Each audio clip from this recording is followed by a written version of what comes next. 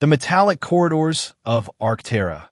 9 bustled with activity as beings of all shapes, sizes, and evolutionary backgrounds navigated the space station's main thoroughfare. Tentacles, appendages, hover mechanisms, and good old-fashioned legs carried their owners through the organized chaos that was the interspecies hub of scientific exchange. Among them moved Professor R.A. Keene, her tall, lithe form standing out even among the diverse crowd.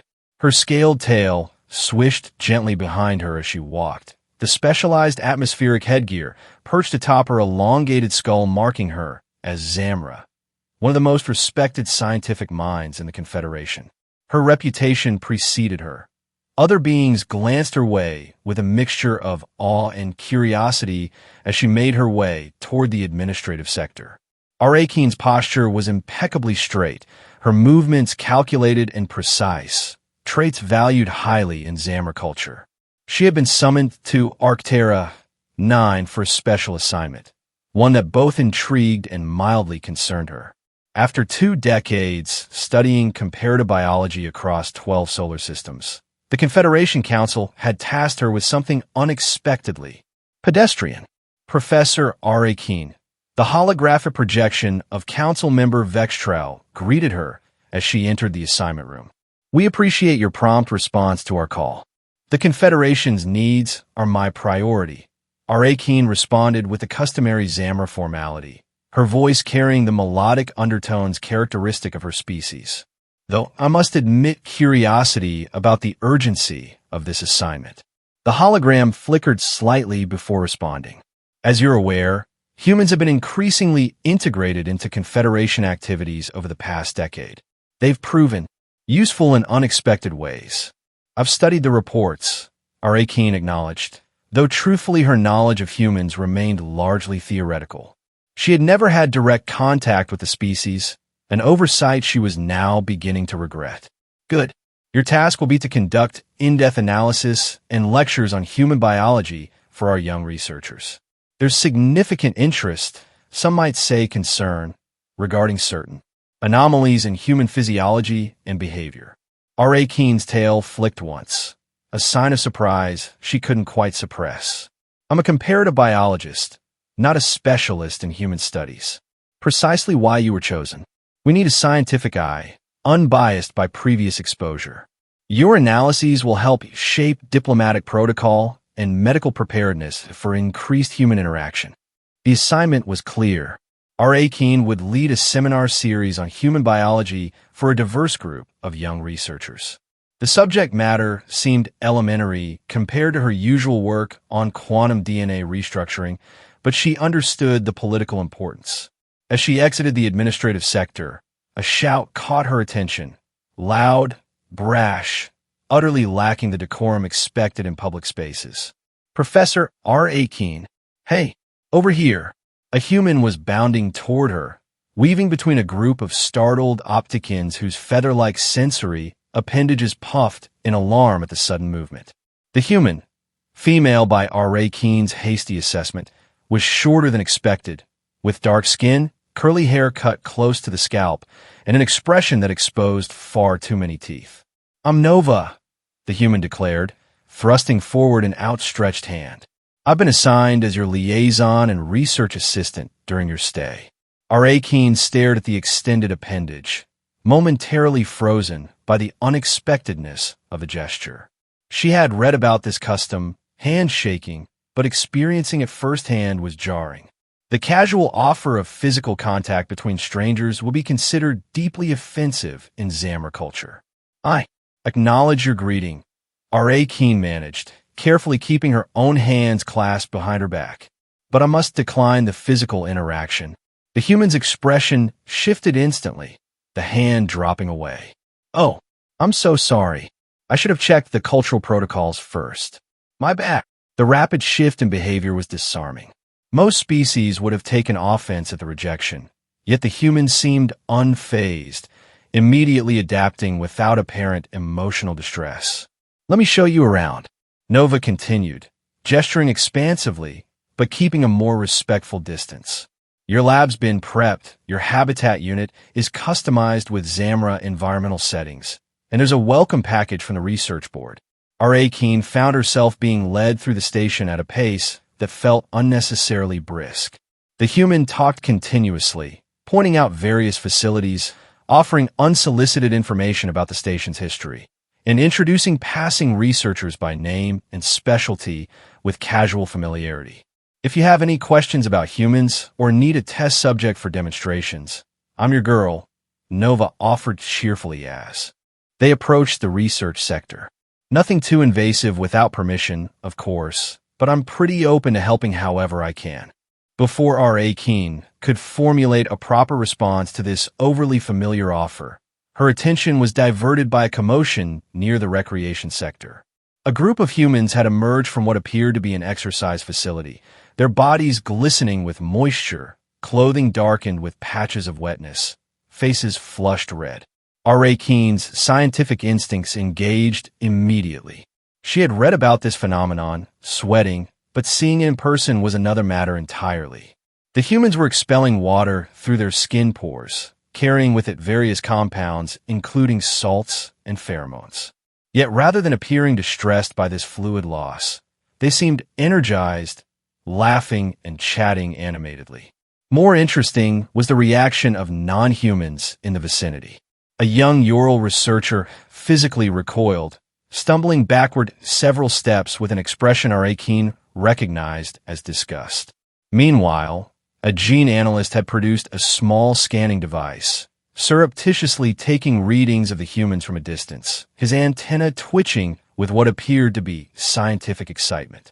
"That's just the morning running club," Nova explained, noticing R.A. Keene's attention. "A lot of humans on the station keep up Earth exercise routines. Helps with bone density and artificial gravity." R.A. Keene nodded absently, but her mind was racing.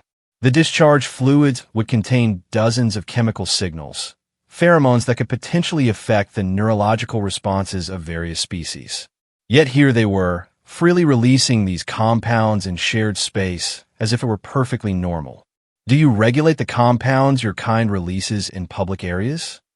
R.A. Keene asked, unable to contain her scientific curiosity. Nova looked puzzled. "What, you mean sweat? It's just water and salt mostly.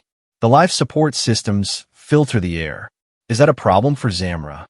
The casual dismissal of what could be potent biochemical signaling was astounding. R.A. Keene made a mental note to begin her research there. As they continued their tour, she discreetly initialized her personal data pad and entered her first private observation note. What the hell is wrong with human biology? The next morning, R.A. Keene stood before a semicircular arrangement of seats in Research Hall 7B. The room was filled to capacity, with researchers representing at least 14 different species. Their interest was flattering, if somewhat unexpected. "Welcome to our first session on human biological systems and evolutionary adaptations," R.A. Keene began, her voice carrying the formal cadence preferred in academic Zamra discourse.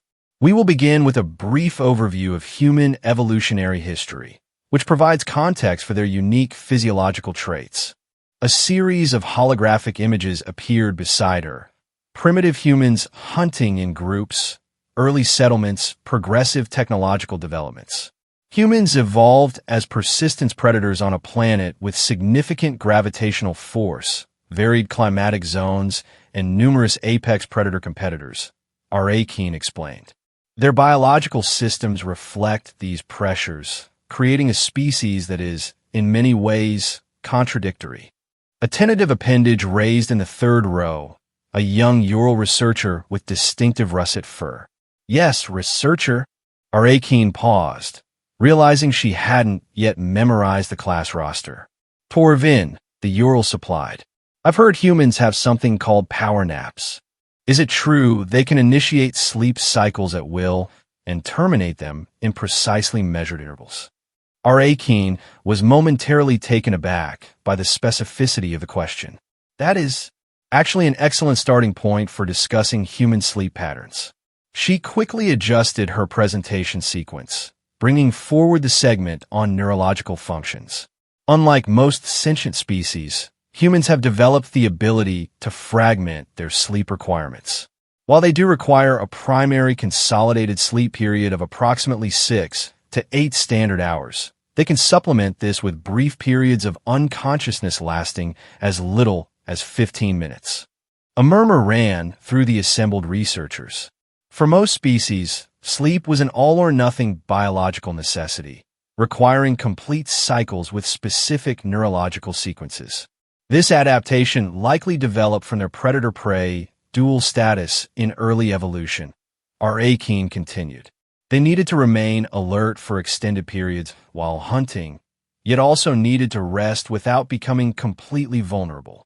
An opticin researcher, distinguished by the iridescent feather-like sensory organs that framed their face, raised a delicate limb. I witnessed this phenomenon firsthand during the Gliese conflict. They offered voice melodic with the natural opticin harmonics. A human military advisor in my unit fell unconscious during an artillery bombardment. I thought they were dead or severely injured. 20 minutes later, they awoke fully alert and proceeded to coordinate defense strategies more effectively than before. It was disturbing. Zaki, note that humans can often enter these micro-sleep states during periods of extreme stress, essentially rebooting portions of their neural pathways while maintaining basic functions. Some can even achieve this while continuing to walk or perform simple tasks. Another ripple of unease moved through the room. The idea of a being moving and functioning while partially unconscious seemed unnatural, almost threatening. Let us move to another fascinating aspect of human physiology, their strength parameters, R. A. Keene said, sensing the need to shift topics. The hologram beside her changed to display anatomical renderings of human musculature and nervous systems. Humans operate under a remarkable neurological governor system. Under normal circumstances, their brains limit their muscle recruitment to approximately 70% of total capacity, preventing self-injury from excessive force generation. She displayed footage from historical archives, emergency situations where humans displayed extraordinary feats of strength. A slender human female lifting the crushed wreckage of a transport vehicle to free a trapped child. A male human tearing through restraints designed to hold beings 3 times their size. However, in circumstances of extreme stress or perceived survival necessity, this limitation can be temporarily overridden, allowing humans to access nearly 100% of their muscular potential. A gene researcher's antenna went rigid with alarm. I've seen this. During the Derriere incursion, a human engineer in my research division physically tore through metallic security barriers when we were trapped. His hands were lacerated, bones fractured, but he continued as if uninjured until we escaped. Afterward, he collapsed in agony. A researcher, small-bodied with translucent skin through which their rapid pulse was visible, shuddered visibly. So they can spontaneously increase their physical capability regardless of bodily damage? That seems evolutionarily reckless. An astute observation, R. A. Keene agreed. This override system comes at significant physical cost. Humans who activate this hysterical strength often suffer severe consequences: torn muscles, ligament damage, bone fractures. Yet their bodies contain powerful pain suppression mechanisms that activate concurrently, allowing them to continue functioning despite injuries that would incapacitate most species. The researcher sank lower in their seat, clearly disturbed by the implications. So, they could accidentally crush someone like me during a moment of stress or excitement? Before R. A. Keene could respond, the classroom door slid open, and Nova strode in carrying what appeared to be a metallic weight of some kind. All eyes turned to the human. Sorry to interrupt, Professor, but I thought a demonstration might help, Nova said with typical human directness. I heard you were discussing strength limitations. R. A. Keene hesitated, but scientific curiosity won out. Very well. A practical demonstration may be instructive.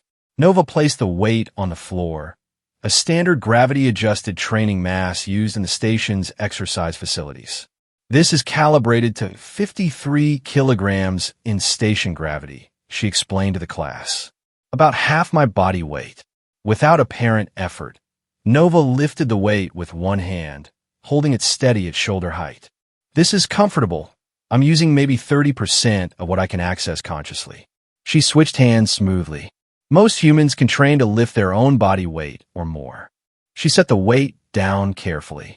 But there's a huge difference between what we can consciously control and what happens during an adrenaline surge. She turned to R.A. Keene.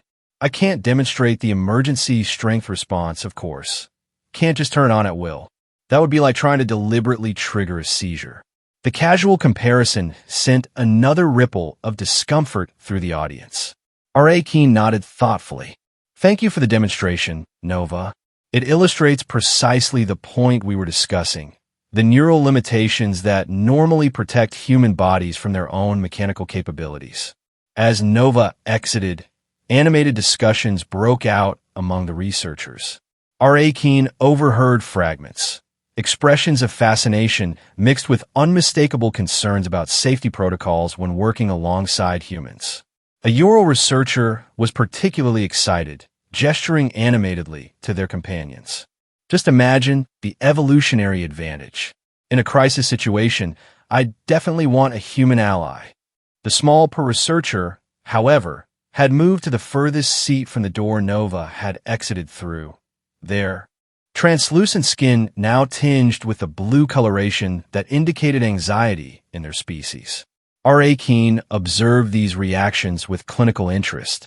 The diversity of responses was itself data worth collecting. She made another note on her personal device. Subject continues to demonstrate biological contradictions, fragile yet dangerous, carefully controlled yet capable of catastrophic power deployment. Further study required. The following day, R.A. Keene had arranged for a more interactive session. The research auditorium had been reconfigured into a practical laboratory setting, with monitoring equipment at each station and environmental controls adjusted to accommodate the varied physiological needs of the diverse research team. Today we will explore human chemical signaling, specifically the compounds colloquially termed pheromones, and their effects on interspecies interactions, R.A. Keene announced once the group had settled. Nova has assisted in collecting samples from the human exercise facility, all anonymized and with appropriate consent, of course. Nova stood nearby, helping distribute sealed containers to each research station. Each contained fabric swatches from the station's human gym, preserved to maintain the volatile compounds. You've each been equipped with cardiac and neurological monitors, R.A. Keene continued. We'll record your physiological responses upon exposure to these compounds. This will help us understand potential interspecies complications in shared environments. The researchers donned protective gear appropriate to their species, some requiring mere gloves, others needing full respiratory protection. R.A. Keene noted with interest how the various species approached the experiment. The Ural researchers handled their samples with eager curiosity, while the podelegates moved with obvious trepidation. Please unseal your containers now and record your immediate reactions, R.A. Keene instructed. The results were immediate and dramatic. The monitoring equipment registered a cacophony of responses across the room. The Ural researchers displayed elevated heart rates and pupil dilation consistent with excitement or hunting instincts. Two researchers recoiled so violently they nearly toppled their workstations, their translucent skin flushing with stress indicators. Most dramatic was the reaction of a gene analyst, whose antenna vibrated at such frequency they became a blur. The genes swayed momentarily before bracing themselves against their workstation, their compound eyes widening to maximum aperture. Fascinating, R.A. Keene murmured, watching the data stream across her monitor. The chemical compounds humans casually dispersed through perspiration were triggering profound responses across species lines, responses that followed clear evolutionary patterns. Species that had evolved as prey animals were registering fear, flight impulses, and stress responses.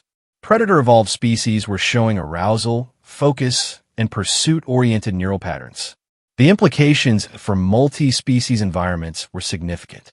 I feel strange, announced the gene researcher, voice wavering. It's like my threat response and curiosity circuits are firing simultaneously. That's exactly what's happening, Nova confirmed, checking the gin's monitor readouts.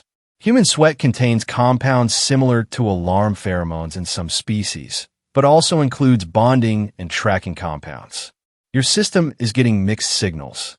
R.A. Keene made careful notes as similar reports came from around the room.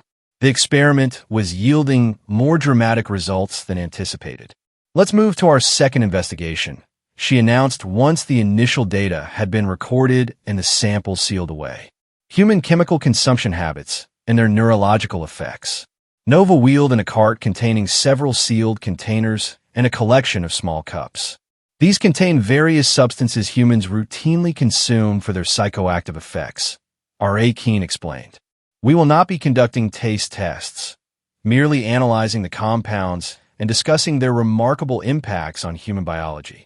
She activated a holographic display showing molecular structures. This first compound, caffeine, is perhaps the most widely consumed psychoactive substance in human culture. It functions as a central nervous system stimulant, blocking adenosine receptors and preventing the onset of drowsiness. They consume this voluntarily? Asked an optician researcher, feathers twitching with confusion. Not only voluntarily, Nova interjected with a grin, but many of us consume it daily, often immediately upon waking. Earth exports roughly 12 million tons of coffee beans, the plant containing caffeine, to Confederation worlds annually. This revelation caused a stir among the researchers. R.A. Keene had read the economic reports, of course, but seeing the surprised reactions of her students drove home the significance. Humans had effectively cornered an interstellar market on a compound that was mildly toxic to them, but created pleasant effects through hormetic response. The human relationship with potentially harmful substances doesn't end there, R.A. Keene continued. Ethanol, a literal neurotoxin, is consumed in various formulations for its inhibition-reducing effects. Capsaicin, a compound that triggers pain receptors, is added to food for sensory pleasure. A researcher raised a trembling appendage. This behavior seems maladaptive from an evolutionary standpoint. And yet, R.A. Keene countered, these practices have been integrated into human social structures in ways that often enhance group cohesion and cultural identity. The biological paradox extends to their social constructs. Nova had been preparing a demonstration, carefully measuring a dark liquid into small sample cups. This is coffee, the caffeine-containing beverage most commonly consumed.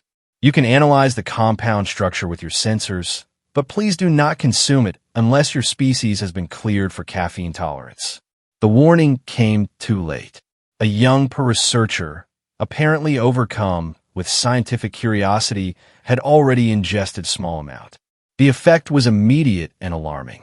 The Poe's translucent skin pulsed rapidly with neural activity, their normally graceful movements becoming jerky and uncoordinated. Medical assistance required at Research Bay 14, R.A. Keene announced sharply into the communication system. Caffeine exposure and pathophysiology. The affected researcher was quickly attended to by the medical team and removed for observation, though not before exclaiming in a voice pitched considerably higher than normal, "I can feel my cellular mitosis accelerating. The universe is vibrating at my frequency." After the minor medical emergency had been addressed, the class resumed with notably more caution regarding the human compounds. R.A. Keene guided the discussion toward the evolutionary advantages these unusual tolerances might confer, while Nova provided cultural context for various consumption practices. As the session drew to a close, a Ural researcher who had been quietly observing raised a question that sent a ripple of nervous anticipation through the room. "Professor, we've discussed physical anomalies and chemical interactions, but what about human reproductive behaviors? There are rumors that their mating practices are as bizarre as the rest of their biology." R.A. Keene felt her scales flush with the Zamra equivalent of embarrassment, an involuntary reaction that annoyed her professional sensibilities. That is a complex topic that deserves thorough scientific treatment. We will address reproductive biology and mating behaviors in our next session. As the researchers filed out, Their excited whispers made it clear that the next class would likely see perfect attendance. R.A. Keene sighed internally. Human sexuality was indeed a complicated subject, one that had significant implications for diplomatic relations and cultural exchange. She would need to prepare carefully. Nova approached as R.A. Keene was organizing her notes. That went well, except for the who drank coffee, of course. Medical says they'll be fine once the caffeine metabolizes. Indeed, though I confess some concern about tomorrow's subject matter, R.A. Keene admitted. Human reproductive behavior intersects with cultural taboos in many species, including my own. Nova nodded understandingly. I know it can seem weird from an outside perspective. Just remember, clinical language and scientific framing helps everyone stay comfortable. And I'm happy to answer questions you might not want to ask in front of the whole class. R.A. Keene felt a new appreciation for the human's directness. Perhaps there were advantages to the species' unusual social adaptability after all. The following day's session began with noticeably heightened energy in the research hall. Not a single registered participant was absent, and R.A. Keene even noticed several senior researchers who had not previously attended standing at the back of the room. Today we will discuss human physical communication and reproductive behaviors. R.A. Keene began, her voice deliberately measured and clinical. I must insist on scientific decorum throughout this session. Nova stood nearby, ready to assist with demonstrations or explanations as needed. She had dressed more formally than usual, perhaps sensing the delicate nature of the subject matter. Humans utilize physical contact as a complex secondary communication system, R.A. Keene explained, displaying holographic images of various human interactions. Unlike species that rely primarily on chemical, visual, or telepathic signaling, humans convey significant emotional and social information through direct dermal contact. The display showed humans embracing, hands clasped together, faces pressed against one another. Several researchers shifted uncomfortably in their seats. The human integumentary system, their skin, contains approximately 5 million sensory receptors, with particularly high concentrations in the hands, lips, and genitalia, R.A. Keene continued. These receptors transmit detailed information about pressure, temperature, texture, and even the biochemical composition of whatever they contact. A gene researcher raised a hesitant appendage. Is it accurate that humans engage in kissing, the pressing together of oral cavities, as both social greeting and reproductive precursor? R.A. Keene nodded. Correct. The behavior serves multiple functions in human society. In its more casual form, it can be familial or social, often involving brief contact between cheeks or cheek and mouth region. In romantic contexts, it becomes more prolonged and may involve mucous membrane contact and exchange of oral fluids. An opticin's feathers fluffed with apparent distress, while a Ural leaned forward with undisguised interest. The evolutionary basis likely began with food sharing and infant care, Nova added helpfully, but developed into an important bonding mechanism. The high concentration of nerve endings in the lips makes kissing an effective way to assess genetic compatibility through taste and scent. So they're not just exchanging microbiomes, mused a Ural researcher, but actively gathering sensory data about potential mates. Precisely, R.A. Keene confirmed. This physical assessment continues through increasingly intimate contact, with humans using touch to evaluate everything from skin elasticity to symmetry to hormonal balance, all indicators of reproductive fitness. The presentation continued with increasingly detailed explanations of human courtship behaviors, from simple hand-holding to more intimate forms of contact. R.A. Keene was careful to maintain strictly scientific language, though she noticed Nova occasionally suppressing what appeared to be amusement at the researchers' reactions. When the holographic display shifted to show human reproductive anatomy, tastefully obscured but still clearly identifiable, the room became noticeably warmer as various species exhibited their versions of embarrassment or excitement. It is important to note, Arakin emphasized that human reproductive capacity combines with their unusual strength parameters in ways that can be hazardous in interspecies relationships. Their muscular control during arousal states may be compromised, and their tendency toward day-long mating readiness rather than defined estrous cycles means potential interactions can occur at unpredictable times. She displayed a medical case study, identifying details removed, showing injuries sustained by a Pahud engaged in intimate relations with a human. The human partner was exercising normal restraint by their standards, yet still caused catastrophic soft tissue damage to their partner. This case ultimately resulted in the Poe's death from internal hemorrhaging, while the human suffered only minor abrasions. This sobering information cast a pall over the previously animated atmosphere.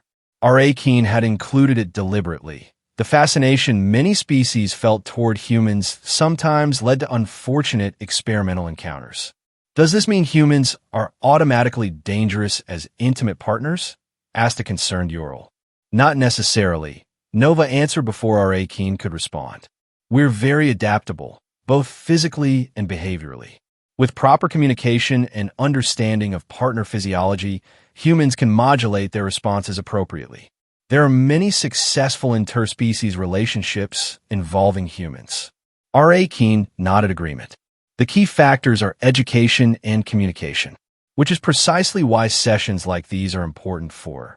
Her sentence was cut short by a piercing alarm that filled the research hall. Red emergency lighting activated along the corridors, and the station's AI voice announced, "Attention, all personnel. Safety protocol initiated in Section 12. This is not a drill. Please proceed to designated secure areas." The researchers looked to Arakin for guidance, uncertainty evident in their varied physiological responses to the alarm. Session adjourned. Arakin announced calmly, "Please follow standard emergency protocols for your departments." As the room quickly emptied, Nova approached Arakin with a focused expression entirely different from her usual demeanor. "Section 12 is near the auxiliary power systems. We should check it out. My engineering background might be useful." Arakin hesitated only briefly before nodding. "Very well. Several of my students work in that section. I should ensure their safety." They moved quickly through the corridors, against the flow of personnel heading toward secure areas.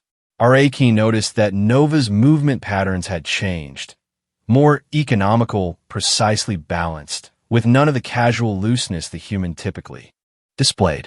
It was as if a different operating system had been activated. As they approached Section 12, the reason for the alarm became apparent. A small explosion had damaged part of the power relay system. Coolant was leaking from ruptured conduits, and electrical discharges sparked dangerously across exposed components. A small group of engineers was attempting to contain the situation. Among them, Arakin recognized two of her students, a Ural technician and a gene systems analyst. They were struggling to reach a control panel blocked by a fallen support beam. "We need to shut down the secondary grid before the coolant reaches the main bus," the gene called out when he spotted Nova. "The override is behind that panel." Nova assessed the situation in seconds. "The beam's too heavy for gene physiology, and Ural can't tolerate the coolant fumes," she muttered. Then, louder, "I've got it." Everyone back. Before Arakin could process what was happening, Nova had removed her outer garment and wrapped it around her hands.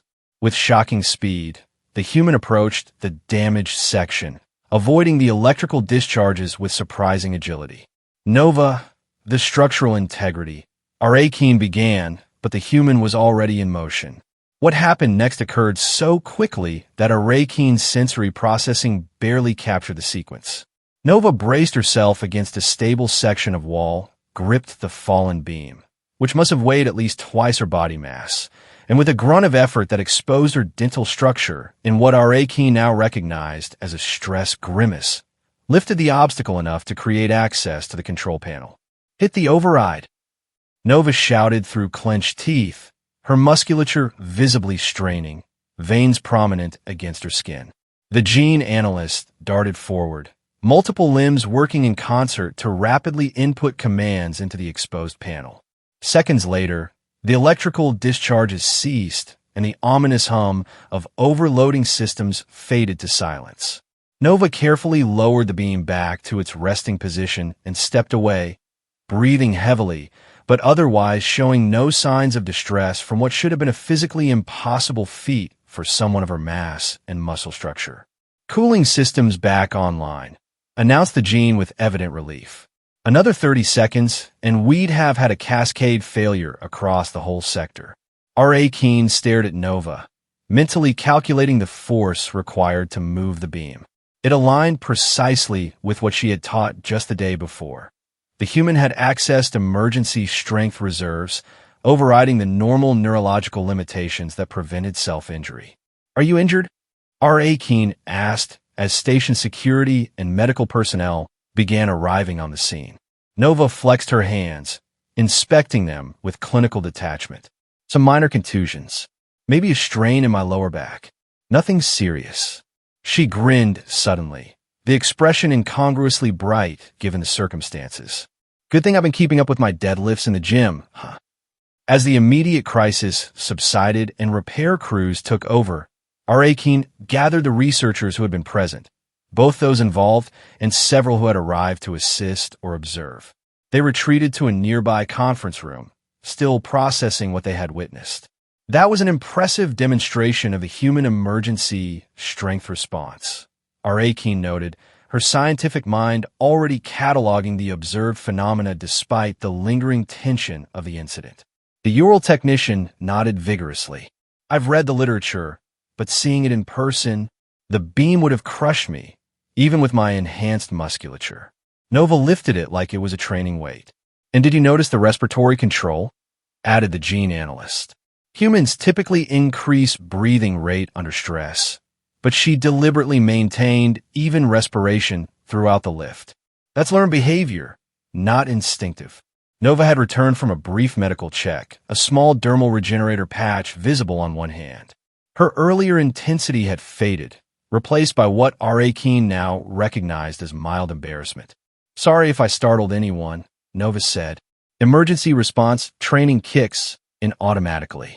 We're taught to act first and process emotions later in crisis situations. A most effective adaptation," R.A. Keene observed. "Both the physiological capability and the psychological compartmentalization." "But why risk personal safety?" asked a researcher who had joined them. "The station AI would have contained the damage eventually." Nova considered this, head tilting slightly. "I guess. It's just what we do. If there's a chance to help, to prevent worse outcomes, the calculation happens automatically. Risk to self becomes secondary. Even for beings of other species," the oppressed, seeming genuinely confused. "You had no genetic investment in the gene or Ural." "Present. Doesn't matter," Nova replied with a shrug. "People are people, regardless of species. Anyone would have done the same if they could." R.A. Keene wasn't certain that was true. Many species had strong in-group preferences that would have made such risk-taking for genetic strangers unlikely. Yet another human contradiction, simultaneously capable of remarkable violence and remarkable altruism, often for the most biologically counterintuitive reasons. As the group dispersed and order was gradually restored to the affected section, R.A. Keene found herself composing the concluding notes for her lecture series, which had received an unexpectedly dramatic practical demonstration. The following day, the research hall was filled beyond capacity. Word had spread about the incident, and researchers who had previously shown little interest in human biology were now crowding the doorways, eager to hear R.A. Keene's analysis. "We will begin by addressing yesterday's interruption," R.A. Keene announced once the room had settled. "For those who were not present, we witnessed a practical demonstration of several human biological traits we had previously discussed in theoretical terms." Nova sat nearby, seeming mildly uncomfortable with the attention, but maintaining the characteristic human smile. The minor injuries to her hands were no longer visible, either healed or concealed. "What we observed confirms our earlier discussions regarding emergency strength deployment, pain suppression, and risk assessment," R.A. Keene continued. "However, it also highlighted something we had not yet addressed: the complex interplay between human biology and their social-emotional constructs. She displayed a neurological scan taken from a human emergency responder during a crisis situation. Humans experience a complex hormonal cascade during danger scenarios. Adrenaline and cortisol increase physical capabilities, while oxytocin and related neuropeptides simultaneously strengthen social bonding impulses. A Ural researcher raised a hand. Is that why they seem to form such strong attachments to others they've faced danger with? We've observed this in military contexts. Precisely, R.A. Keene confirmed. The same biological systems that prepare them for fight or flight also prime them for tend and befriend behaviors. This creates a uniquely human response to crisis. They become simultaneously more capable of violence and more motivated toward altruistic action. But why would evolution select for self-sacrifice? Asked an Optician researcher, feathers rippling with confusion. It seems contrary to basic survival imperatives. R.A. Keene had been considering this question herself. Human evolutionary history suggests strong group selection pressures. Their ancestors survived through collective action more than individual prowess. Self-sacrificing individuals might perish, but their genetic relatives, carrying many of the same traits, would benefit, propagating similar tendencies. Nova had been listening quietly, but now spoke up. It's not always that calculated or genetic. Sometimes it's just the right thing to do. You see someone in trouble, you help if you can. The simplicity of the statement contrasted with the biological complexity behind it. Yet R.A. Keene found the explanation oddly satisfying. Perhaps there was wisdom in the human tendency to reduce complex phenomena to emotional directives. It allowed for faster action in crisis situations.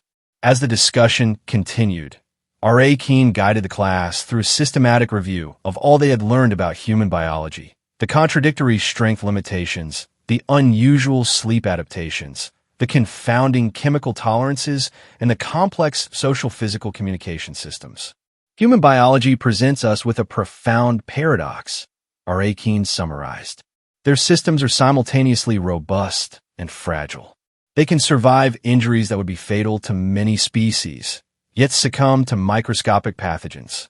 They possess strength that can bend metal, yet bones that break under relatively modest impacts. They deliberately consume compounds that damage their neural tissues, yet have developed social rituals around these very practices. The assembled researchers nodded, many taking notes or recording the session for later review. Perhaps most remarkable, R.A. Keene continued, is their adaptive flexibility. Where most species evolve specific solutions to environmental challenges, humans developed general adaptability itself as their specialization. They can survive in almost any environment long enough to modify it to suit their needs.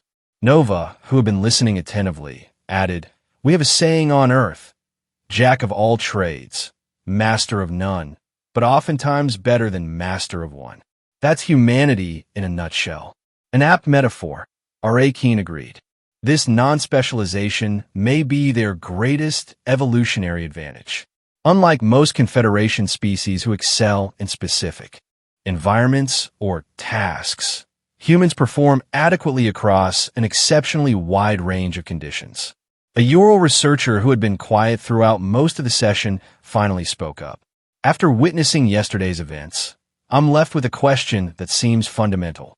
How can humans access such extraordinary capabilities in emergencies, yet not utilize these abilities constantly? If Nova could lift that beam during a crisis, why not always have access to such strength? All eyes turned to Nova, who seemed to consider the question carefully before responding. The simplest answer is that it would destroy us, she said. Our emergency systems are like overclocking a processor. You get better performance temporarily, but at the cost of damage and shortened lifespan. We've evolved to protect ourselves from our own capabilities. R.A. Keene found the technical metaphor intriguing. Indeed, human evolutionary history suggests they needed occasional access to extreme performance more than they needed consistent high-level functioning. The neurological governor system we discussed earlier isn't a limitation, but a protection. The researcher, who had been notably anxious during earlier sessions, raised a hesitant appendage. Does this mean humans are safe to interact with, despite their unpredictable strength and biochemistry? The question hung in the air, clearly reflecting concerns shared by many present. R.A. Keene considered her response carefully, aware that her assessment would likely be shared beyond this classroom. Humans, like any species, present both risks and benefits as interaction partners, she said diplomatically. Their unusual biology makes certain precautions advisable, particularly in intimate contexts or crisis situations. However, their self-awareness of their capabilities and strong social inhibition systems generally make them reliable companions. Nova smiled slightly at this assessment, but remained silent, allowing R.A. Keene to continue. Perhaps most importantly, human consciousness appears uniquely structured around flexible response patterns rather than fixed instincts. They can override even strong biological impulses when social or moral considerations demand it. This makes them more predictable through understanding their values than through cataloging their physical capabilities. As the session drew to a close, R.A. Keene felt a sense of accomplishment. The lecture series had covered far more ground than initially planned, thanks in part to the unexpected practical demonstration. I want to extend particular thanks to Nova, R.A. Keene concluded, gesturing to the human. Her willingness to serve as both research subject and unexpected demonstration model provided insights no theoretical discussion could have conveyed. The assembled researchers broke into the various gestures that served as applause in their respective cultures. Nova acknowledged the recognition with a slight bow and the characteristic human smile that R.A. Keene had initially found so disconcerting but now recognized as a genuine expression of social bonding. As the research hall emptied, Nova approached R.A. Keene. That went well, I think, though I'm not sure I was ready to be the poster child for weird human biology. Your contribution was invaluable, R.A. Keene assured her, particularly your actions during yesterday's emergency. You provided data I could not have ethically constructed an experiment to gather. Novalogid. Happy to help, though maybe next time we can stick to scheduled demonstrations rather than equipment failures. R.A. Keene found herself appreciating the human capacity for humor even regarding potentially life-threatening situations. Another adaptation, perhaps, using cognitive reframing to process stress and trauma. Will you be continuing your research here on Arcterra 9? Nova asked as they gathered their materials. For the immediate future, yes, R.A. Keene confirmed. The Confederation Council has expressed interest in expanding this preliminary work into a more comprehensive interspecies physiology program. Your continued assistance would be welcome if you're amenable. I'd be honored, Nova replied. Though fair warning, the more you study humans, the weirder we get. We haven't even touched on our bizarre immune systems, psychological peculiarities, or reproductive anomalies. R.A. Keene's scales rippled slightly in what she recognized was becoming a fond reaction to Nova's directness. I anticipate many more occasions to ask the question that has become something of a personal mantra during this research. Nova tilted her head questioningly. Which is? R.A. Keene allowed herself a rare moment of informality. What the hell is wrong with human biology? To her surprise, Nova burst into laughter. That's the perfect research question. Maybe we should make it the official title of the expanded program. As they walked together toward the station's central hub, R.A. Keene found herself contemplating the many contradictions not just of human biology, but of her own responses to it. She had begun this assignment expecting a routine educational task beneath her scientific capabilities. Instead, she had found herself genuinely fascinated by the evolutionary puzzle that humans represented. In the bright thoroughfare of Arcterra 9's main corridor, beings of countless evolutionary backgrounds moved about their business. Among them, humans stood out not for any particular physical characteristic, but for their boundless adaptability, engaging comfortably with species whose ancestors had evolved on worlds with entirely different physical laws and biological imperatives. R.A. Keene observed a human child teaching a young optician a hand-clapping game. They're fundamentally different physiologies, no barrier to the social interaction. Nearby, a human engineer worked alongside a technician, the human instinctively moderating their movements to accommodate their smaller colleague's comfort zone. Perhaps that was the answer to her question. There was nothing wrong with human biology at all. Its contradictions and peculiarities were not bugs, but features, evolved specifically to make humans the ultimate generalists in a universe of specialists. Where most species had evolved to perfect particular survival strategies, humans had evolved to change their strategies entirely as circumstances demanded. As if reading her thoughts, Nova gestured toward the diverse crowd. You know what's really weird about humans? We're completely fascinated by everyone else. Most species find other evolutionary paths strange or even threatening, but we're like kids in a candy store with all this diversity. R.A. Keene considered this. Another adaptation? Curiosity driving expansion and knowledge acquisition. Probably, Nova agreed. Can't stay in one place too long before we start wondering what's over the next hill. Or the next solar system. It's gotten us into plenty of trouble, but it's also why we're here. As they parted ways, R.A. Keene found herself already mentally composing research questions for their next session. Human pain tolerance variations. Psychological stress responses.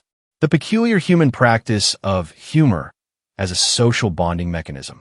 The possibilities seemed endless, each more intriguing than the last.